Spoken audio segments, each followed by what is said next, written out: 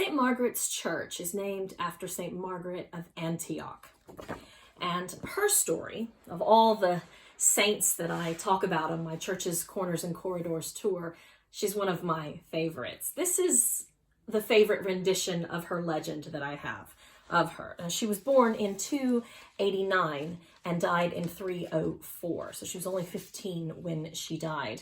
And she becomes the patron saint of childbirth and pregnant women, particularly in the medieval times. Why is that? Well, it is because of her story, her legend. So let me explain. We have Margaret, and Margaret is a Christian. Her father was a pagan priest. She was raised by a Christian woman after her mother died in childbirth, and she was renounced by her father and lived in Turkey. And Olybrius, a guy who was in charge of the Diocese of the East, comes along and says, "Hey, I want to marry you, and but you're going to have to give up your Christian faith." And she said, "No, I'm going to keep my faith. Leave me alone."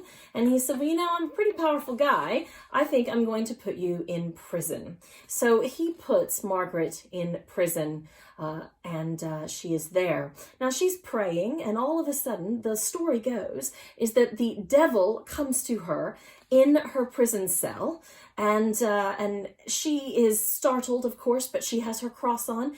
You can see her cross right here, and she's keeping her faith. And within one bite, the dragon gobbles her up. But that cross on her neck, it is irritating to the dragon, and the dragon's stomach explodes, and Margaret steps out unharmed.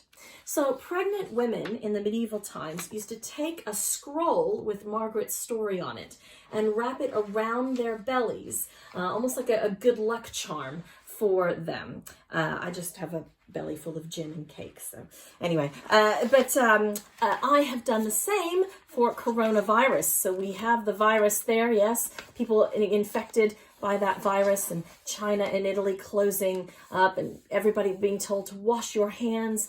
And then, of course, Boris Johnson tells everybody to stay home and stay safe.